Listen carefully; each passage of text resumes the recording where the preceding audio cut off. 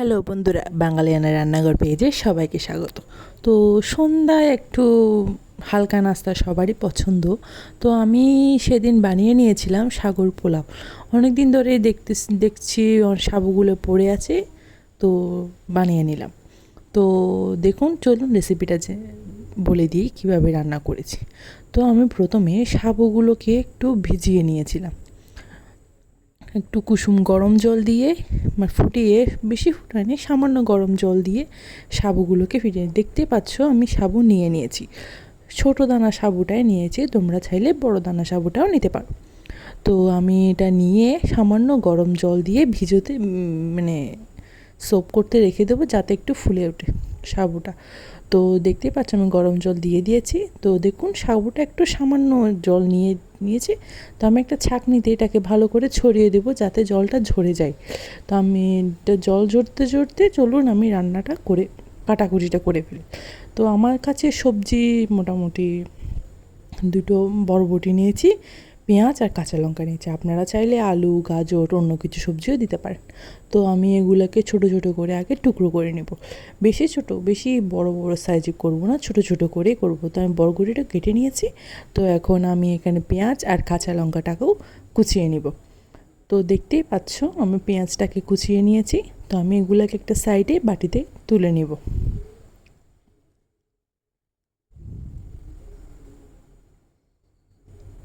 তো দেখুন বন্ধুরা, আমার কাটাকুটিটা দেখতে পাচ্ছ, তোমরা এভাবে কুচিয়ে নেবে। তো চলুন এখন রান্নার কাজে চলে যাক। আমি আজকে এটা একটা ফ্রাই বানিয়ে করবো। তো আমি চুলার আঁচটা একটু সামান্য বাড়িয়ে দিয়ে এটাকে একটু তাওয়াটা গরম হতে বসিয়ে দেব। তো তাওয়াটা গরম হয়ে গেলে আমি আজকে কিন্তু সর্ষের তেল রান্না করছি। তো আপনারা চাইলে সয়াবিন তেল দিতে পারবেন। তো আমি এটা সর্ষের তেলটা গরম হতে দিয়ে দিয়েছি। তার মধ্যে একে একে পেঁয়াজ কুচি, লঙ্কা কুচি আর বরবটি কুচিটা দিয়ে দিব। ওটা একটু হালকা ভাজা ভাজা করার জন্য পেঁয়াজটা আগে ভেজে নিলে, না হলে এটা পুড়ে যাবে। তো আমি ওই জন্য সবগুলো একসাথে ভেজে নিচ্ছি। সবগুলো একে একে দিয়ে দিয়েছি। দেখুন কাঁচা লঙ্কাও দিয়ে দিয়েছি, এখন বরবটিটাও দিয়ে দিব। তো হালকা একটু নেড়ে ছেড়ে নিব।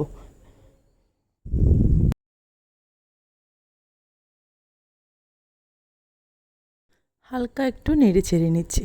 তো দেখুন একটু বেশি নাড়বো না, হালকাই নেড়ে ছেড়ে দিব। তার মধ্যে একটু করে নুন দিয়ে দিব, যাতে একটু ভালো করে সিদ্ধ হয়ে যায়। তো লবণটা দিয়ে দিয়েছি, দেখুন সামান্য দিয়েছি, পরে লাগলে আরও দিব। তো দেখুন লবণ দিয়ে আমি ভালো করে এটাকে নেড়ে ছেড়ে নেব, হালকা ভাজা ভাজা করে দিব। তো দেখতেই পাচ্ছেন আমি এটাকে নেড়ে নিয়েছি।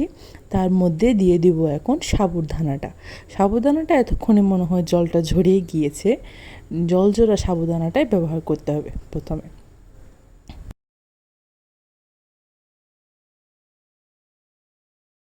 তো দেখুন বন্ধুরা, আমি জল ঝরা সাবুদানাটা দিয়ে দিয়েছি।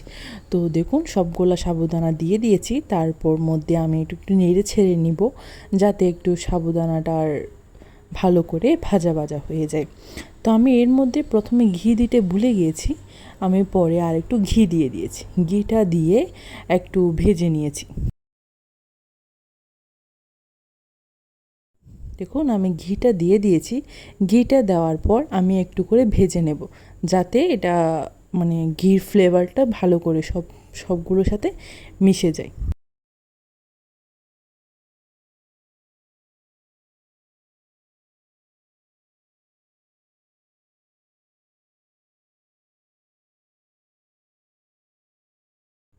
তারপর আমি চুলার আঁচটা একটু কমিয়ে দিয়ে তার মধ্যে নুন আর সামান্য জিরে গুঁড়ো দিয়েছি।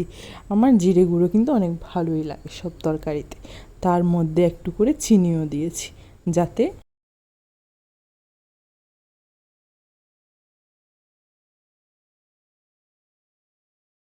যাতে তরকারিতে মিষ্টি মিষ্টি ভাবটা থাকে। তো সামান্য জল দিয়ে আমি এটাকে ভালো করে নেড়ে ছেড়ে মিশিয়ে নেব, যাতে সবজিগুলো সিদ্ধ হয়ে যায় আর সাবুটাও একটু ভালো করে সিদ্ধ হয়ে যায় আর কি। তো ভালো করে নেড়ে ছেড়ে নিচ্ছি, যাতে সবগুলো মিশে যায়। তো তারপর আমি এটাকে একটু ঢাকা চাপা দিয়ে রেখে দেবো কিছুক্ষণের জন্য।